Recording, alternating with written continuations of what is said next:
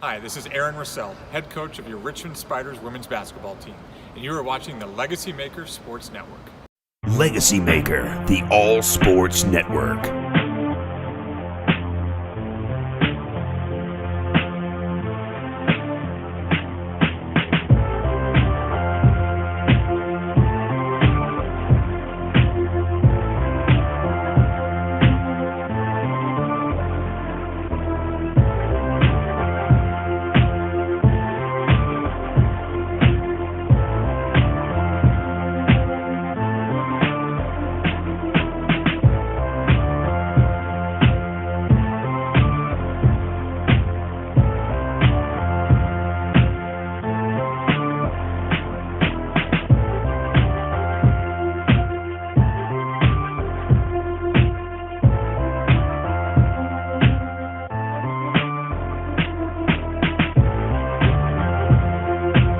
Welcome to Commonwealth Sports Talk, Season 3, Episode 13, with your hosts, Joe Dillard Jr. and Lamonte Thomas. This week's special guest, Dale Harris, head coach of the men's varsity basketball team at Collegiate High School in Virginia.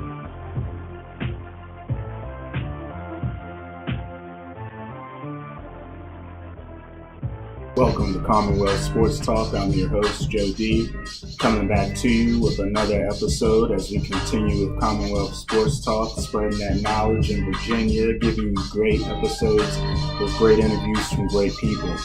Once again, this podcast is designed to spread knowledge, teach, and inform the listener and viewer about the positive advancement of Virginia athletes, born or raised, and definitely born and raised. Again, this podcast is brought to you by Legacy Maker Sports, Grind and Pray, and the host of Commonwealth Sports Talk and all of the other cast members of Commonwealth Sports Talk. So without further ado, I'd like to bring to you Dale Harris out of the Richmond area, collegiate basketball head coach, Team Richmond, pretty much hands-on everything, and this man has many hats. So this is a great interview. Tune into it. Once again, you're listening and watching Commonwealth Sports Talk.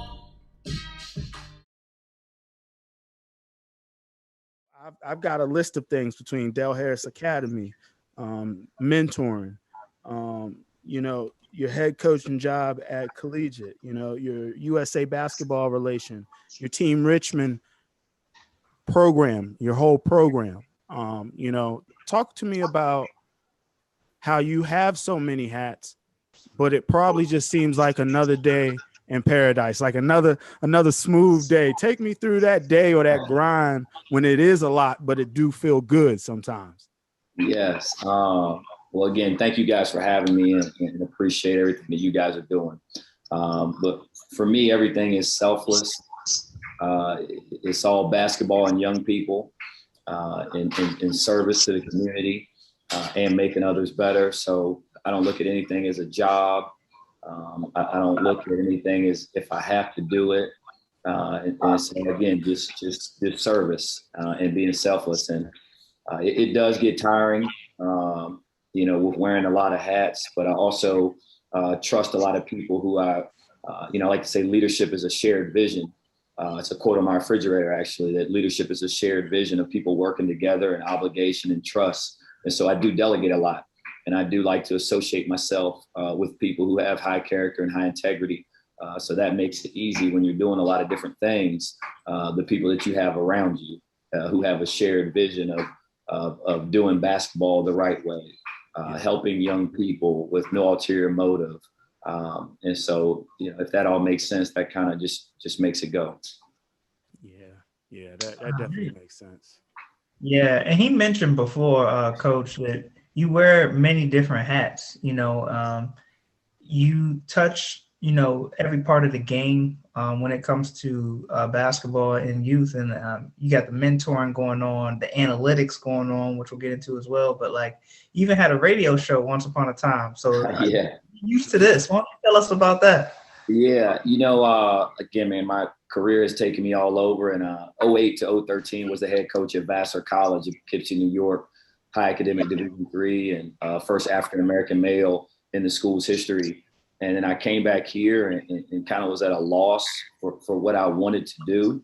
and started the Dale Harris Basketball Academy with the help of Tyrese Rice, who's the best player that I've ever coached. Another local legend. Yeah, another local legend. See, we yes, jumped sir. in a lot, Coach, on your comments. And so that 5-year stint comes from giving back, because you was an assistant coach to a player of the lady that hired you. And that's the research we've done. But I had to throw that gem out, because it never ceases to amaze me that you never know who's watching. You never know who is in the eye of your realm and what you're doing. And it may not be that time right then, but at some time that number can be called. And so, like, I just had to give you your kudos with that, man. Like, that's awesome that your character is that strong. That's just really what I'm trying to say, without you having to say it. You know what I'm saying? So appreciate that. No, I appreciate that. And to answer your question specifically with the radio show, I just, you always tell the kids that, why can't you do that? And so, it just came about, and nobody in Richmond, we still don't have it. Would love to have it. I just don't have time to do it. But nobody is, covering high school basketball with all the great talent we have around here in a weekly show that actually gets young men in situations like this, so they can work on their speaking skills. They're great on Twitter and Instagram and Snapchat, but that's not the real world when you're going to college and jobs. So a lot of reasons that I did that was so these young people could clearly articulate and speak and talk in interviews, getting them prepared for the next level, but also getting them some notoriety. And then, I'm a greater Richmond guy. And so just the great, outstanding high school basketball coaches we have in this area, boys and girls, male and female, was just an opportunity to showcase some light on that. So I wish I was still doing it, but I just don't have the time. That's all right. We're gonna try to pick up where you left off, man, for sure. That's good. That's definitely a good touch. That's like uninterrupted, or the Players Tribune, how that kind of stuff is now. You were giving them a voice, when they didn't necessarily have that platform to have a voice on. So I definitely appreciate that. Tyrese Rice, my guy though, man. LC Bird, Boston College. He man, I have stories. We used to go out there and challenge him to shoot, because that was his thing. We used to be outside, man, till the lights come on, and be like, oh, you got to jump? I can do that too. And we would just sit out there and shoot all day, man. So shout out to Tyrese, man, always having that headband on. Yes, no, all love. Living in Houston, Texas now with his son, and still doing big things of selfless in the community. And we'll be ready for his summer basketball camp, which he always has year round. We couldn't have last year due to COVID, but one of the best players in the world. I agree. I saw it firsthand. Yeah, yes, I agree came out in one of the best guard drafts in the world.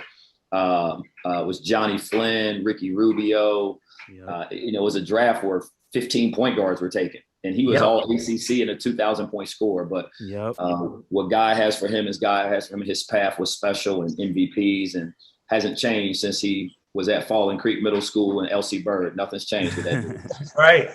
Yeah, that's a good dude, man. He gave my Tar Heels fits up in the dome. He did not care about no banners. He came in and he was ready to ball. I watched it from the root to the end. And talk to me, Coach, though, about how, what I'm saying, in that same light, your relationship with Tyrese Rice, how sports is an avenue. You know what I mean? Sports is an avenue is what we're trying to preach for those guys that are in sports, like mentoring and letting these kids know that it's not just one way within the sport they love. They should know it from the beginning to the end, forward and backwards and backwards and forwards. Talk to me about how you utilize that with your platform in the academy. No, thank you. Just mentors, you have to go seek mentors out. But today's Tuesday. I've talked to 3 of my mentors already this week, and you got to go seek that wisdom out. And, the relationship with Tyrese, I think when I got the collegiate job 5 years ago, in the interview process, they asked about, your strategy and philosophy and all that. And I said, hey, there may be better people out there that have better X's and O's than me, better strategies, but there won't be a better person who cares about you as a man and invested in you as a life coach, a mentor, and all that. And I truly meant that. And then I knew I was in the right place. And I think that's the thing with the relationships we have now, with Team Richmond basketball. I've got 5 guys who played Team Richmond or our coach are back in the program. Yesterday, Robbie Barron, ESPN Top 100, 40 Division I offers, starting at Northwestern. When he came to Collegiate, he had nothing. When he came to Team Richmond, he had nothing. He's just in town for a couple of days, and he came over to talk to our whole Team Richmond program. Selfless, giving back, mentorship. And if you weren't doing the right things, if it wasn't bigger than basketball, people say that very cliche, but they don't really mean it. If it wasn't that, then, things like that wouldn't happen. And, the other thing is,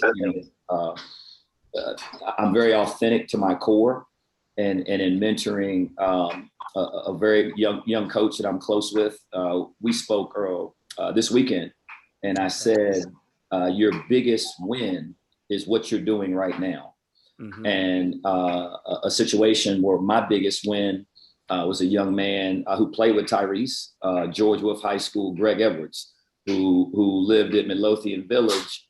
And now he has 3 kids, successful in Atlanta, doing well, great career. Me picking him up and bringing him to AAU practice, me supporting with his high school coach to make sure he graduated, stayed out of trouble. That's my biggest win. Not the victories on the court. It's what you can do to impact somebody's life. Yes, man. That's what it's all about. Those type of answers is why we searched you out. Those type of answers is why the world and the state needs to see how you operate, and there needs to be more examples like that. On the court as a program, most coaches don't get the opportunity that you get. And what I mean by that is, of course, you are a part of an AAU program, but you literally get a 5th through 12th grade program to build, to monitor, to mentor, to watch, to instill these values into them early. Tell me how key that is into how your program has built this success. Yeah. What is a unique situation at Collegiate, and very fortunate to be there, where I'm the varsity boys basketball coach and program leader, and just fundamentals in teaching. And then again, it's establishing those relationships. And there is a path, so they can see a path from 5th grade to 6th grade to 7th grade, 8th grade, 9th grade. Collegiate is not a place where you leave, it's K through 12. So once you're there, you're there. And so having a success on the varsity level, those young guys come and fill up the Seal Athletic Center and want to one day, put on that varsity uniform, which means a lot. And then we try to mirror the same thing at Team Richmond. I started with Team Richmond in 2001 and gave me my start under like Kevin Eastman and Carl Liebert, great basketball minds. But Team Richmond, we had from 10U to 17U, there was a path, but it starts at the bottom. And so now Team Richmond, we got 15 teams and we're back to that path. But it starts with teaching and fundamentals. And, a lot of people have heard me say this, and I mean this, youth basketball is in a bad place. It is, because we're not teaching. And then the youth basketball being in a bad place, that's why we have the transfers. That's why we have it's on us, and we're too caught in rankings and kids on Instagram and highlight videos and coaches winning championships. Coaches aren't working on their craft. They aren't going to camps. They aren't going to clinics. They think they can just volunteer and be a youth coach, and they don't know anything. Just because I played the game, I can coach the game, and it's on our job to put the game of basketball in a better place and teach the fundamentals. So I just try to stick to the core and the basics. And just like Kobe Bryant, Kobe was a fundamental dude, and he learned that over in Europe. And in Europe, they're ahead of us because they teach the fundamentals. And we all think we can be like LeBron or be like Melo Ball. Yeah, you're right about that. A lot of times people don't realize that the root at the very beginning is the fundamental that keeps you sound when you grow, when you have the changes, when you face different competition. And I think a lot of times, we had Tim Smith and a couple other good basketball players talking about this, and it's the same message being pointed.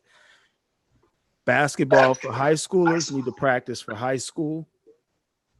Then you get to the collegiate level, you work on your collegiate game, and then you work on for your professional if you get to that level.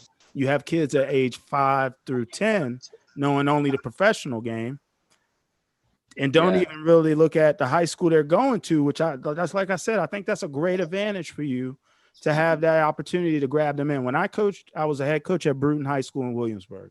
We took our high school varsity boys to the elementary school and yammed on their rims and everything, got the approval. And the kids was just like, oh my God. That was it. You created almost 25 basketball players, and they're going to come to the game and want to know more and see you have that. And I think it's just a step-by-step process that coaches, as you said, and parents have not fell in love with all, throughout the process. They want that easy bread. They don't want that little piece of cheese every day and it's got to, build up into that meal. Nah, they want the whole loaf immediately. No, that's well said. And then another one of my mentors shared with me, don't get too far ahead of yourself. And that we get way too far ahead of ourselves. And then everybody's the generic term of I trust the process. You don't trust the process. You don't even understand what the process is. Talk, man. And it's embrace the process. So that's the good with the bad, the fundamentals. Like you got to work on your right hand. You got to work on your left hand. Like, these cats getting ready to go to the Final Four here. Like the scout is, if you cannot shoot, we're gonna lag off you. If you can't go left, we're gonna force you left. But if you try to skip all those steps, like, you can't skip the steps. You darn sure shouldn't be trying to be something you're not at this stage now. Right. You need to be the guy that shot that 10,000 shots in that one spot. Don't be trying to, switch it up just because you think you figured it out for one game. You make them stop who you are before you ever have to change. You hit it right on the head, and youth sports being messed up. I feel like I really felt that when you said that, because we talk so much about in this world where, everything is clout chasing, right? Everybody wants the clout. Everybody wants that groundswell. They want that hype on social media, but they forget about, like you said, the process of the work. Really, that's what it is. The work that it takes to get there, that it takes to get that, and we need that back. We need that, embracing that process. We need people to actually want to manifest in the journey, that it takes to be, a great player, and a student of the game, because that's what it is. You're always a student of the game. You mentioned Kobe, never stopped learning the game. Even when he was on top winning championships, it was okay. Well, what can I do to add to my game? We can't lose that. And I think this time period of COVID was really a test. How can you get better out of COVID? And you have to get better. And now, coming out of COVID, everybody's just going to want to go play. Mm-hmm. But they haven't been studying the game. They haven't been watching the game. Like, they weren't watching those dudes down in the bubble.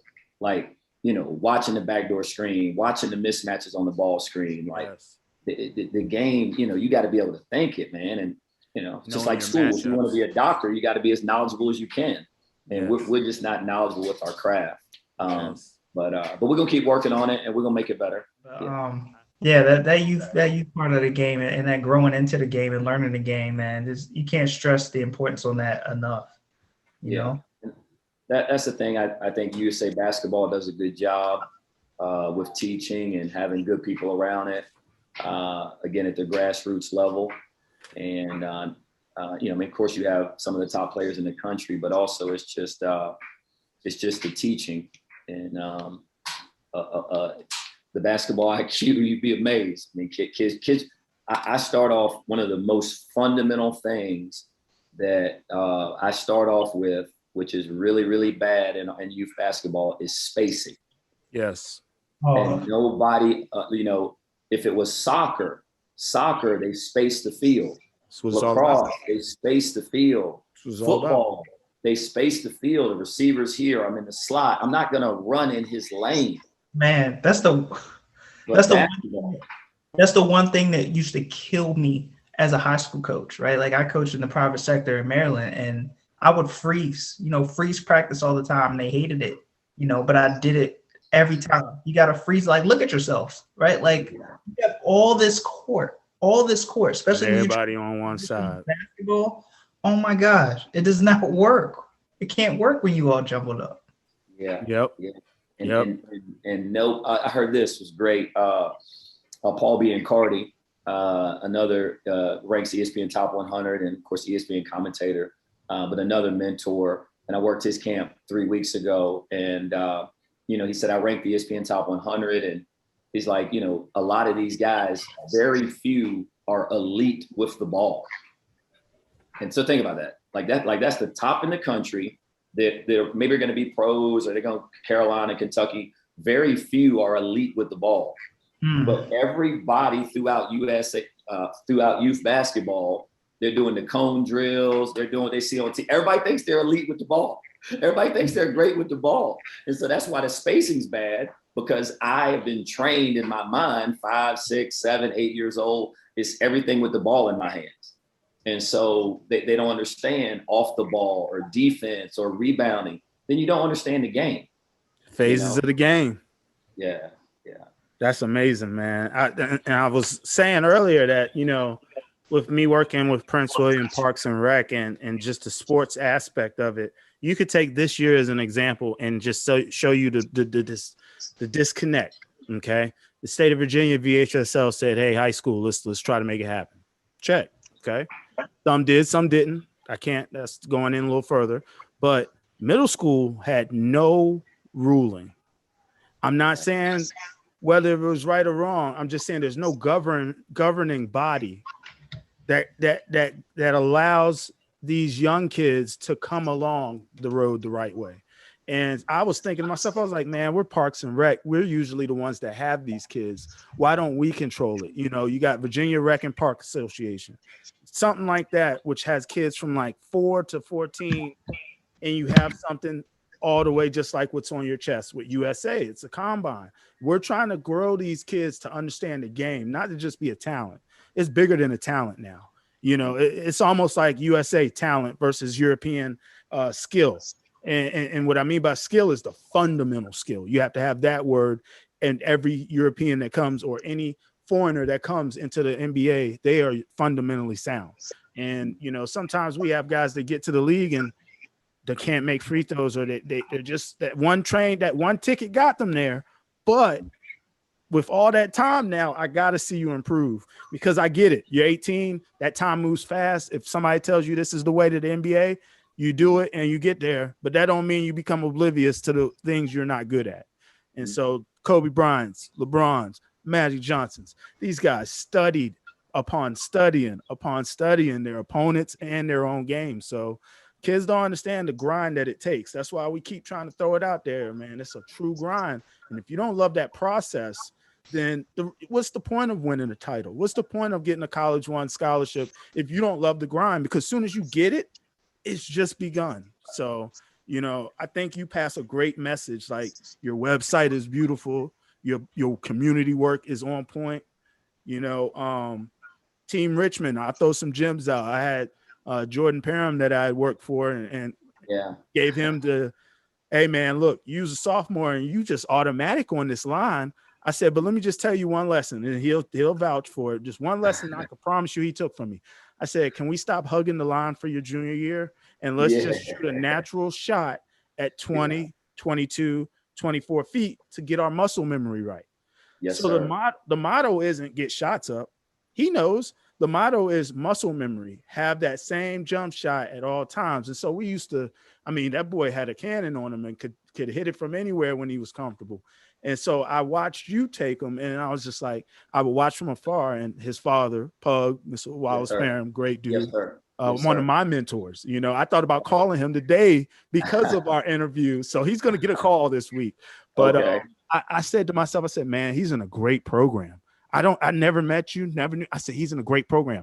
And I come from 757. I've been in Boo's program. I've followed everybody's programs. I'm a basketball junkie. And so when I was like, this guy's got it, I said it and I left it alone because you were at a private school. I was working for a public sector with Parks and Rec. I'm looking at all the public entities and trying to figure out how to help community wise. You see what I'm saying? Because I think one of your quotes, you said you'd like to walk that 50-50 line where you can help those that are in need. And that's the whole thing that I like to do as well. So like, that's why the more I kept studying you, I was like, this man, this man got a blueprint like 3 steps ahead of me that I'm trying to inspire to be at. But we also have our own route and our own path of doing things. So I just admire your path and route, bro. Thank you. No, you everybody has their own path. And again, that's a Tyrese Rice, I mean, for sure he would love to be in the NBA, but he's excelled, again, at the path that he chose and was able to walk. We all have to walk in our own path. So you brothers are doing it. And anything I can do to support, we'll continue to do. And I love what you said. We might have started something here. I love what you said with the community and parks and rec and everything. You know what there should be? There should be almost like certification steps. Yes. If there was certification steps across the board, public, private, AAU, everything, everybody had to follow. It's almost like karate. My yellow belt, yes, blue belt, green belt, right? That was the perfect analogy. If we had that, parents, and so they'd have to say, okay, like by 10 years old, he cannot dribble with his right and left hand. He or she cannot dribble with their right or left hand with their head up. By 12 years old, they cannot dribble with their right hand, left hand with defense now. Yeah, that's a whole different thing. They can do it by themselves and it looks good and it's cool. But now it's with defense, but it could be so great. The right, left hand layup. People don't know the difference between a 1-foot layup and a 2-foot layup. People can't make a proper chest pass, can't make a one-handed pass, Man, I sit on your bench, man. I'd sit on your bench, man. Boy, I'd sit on your bench. Right. Just don't know, coach. Like, that's the whole thing. Like, and there's 2 analogies you made me jump into when you was just saying it. So the play is as simple as Coach Carter when he said he only needs a couple plays. If you can stop that play, then I have a flip to it. And the game is that simple of chess, and not checkers. But you can make it that simple and make the opponent learn how to stop you one way or the other. But when it came to understanding how you have to break the game down from a beginning stage with kids and youth, I had said it from a school perspective the same way. I said, you test. If you test, you advance. Why keep them bored at a level that keeps them disengaged, sidetracked, developing bad habits? So if you advance, you advance. That's perfectly fine. These rules, these unspoken rules, you want to keep the kids at the same age. You want to you want to continue to spark the kids' interest. That's the main goal. And so I agree. Like if you give me 5 or a team of 5-year-olds and one is dribbling through everybody, you bet next week he's up with the 6-year-olds. And if he keeps doing it next week after that, he's up with the 7-year-olds. We're going to have him crash, but with good cause, cause to the sense where now he's going to say, I've got to think. I'm fast and I'm playing with 8-year-olds and I'm only 5. But I have to think now about how I pass. So that's the whole point. But if he's 5 playing with 5-year-olds, he ain't thought about making no new basketball moves until he's probably 9 playing with a select team. Yeah. So I'll drop 2 nuggets on you. On that is another one of my favorite quotes and a mentor shared is you can't take advantage of what you don't understand. And people, they just don't understand how to play basketball. And then I love you said bad habits. And with Team Richmond being a director, I want everybody to understand who we are, how we're going to act, how we're going to present ourselves. I'm not Shaka Smart or anybody. I'm not John Calipari, but been around and this is how we want to conduct ourselves. But we also want to teach and help you to improve. And one of the things I said in the parents meeting, we're trying to form good habits. And we want to eliminate bad habits. And you brought up the word bad habit. And I told them they can only have one coach. So it's a very bad habit if they just look in the stands to you for approval after every play. We're forming bad habits. Now, you can do that if you want and continue to have the bad habit. But as they get higher, and if they desire to be a college athlete, they're never going to look at you in the stands.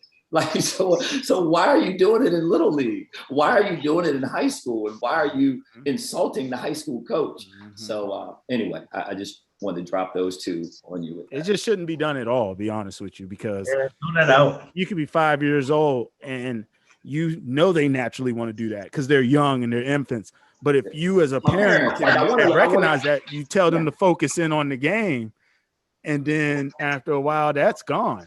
But when they look at you, you do that natural parent action. Everybody says, "Oh, hey, oh my God, go this way." Yeah. Every time for your instant approval, exception, whatever direction you give them, they're going to look in the crowd for it. And it's a bad habit. That's it. And like growth. That's what I call it. Stunting you're stunting the basketball growth. That's perfect. You're stunting their growth. And it's like with COVID, so COVID, we couldn't be in school. So parents had to teach from home. We didn't like that. They didn't like that, right? They had to play teacher. Yeah. So why you want to play coach? Like, come on. So it's going to be the best teacher appreciation years coming up in these next couple of years.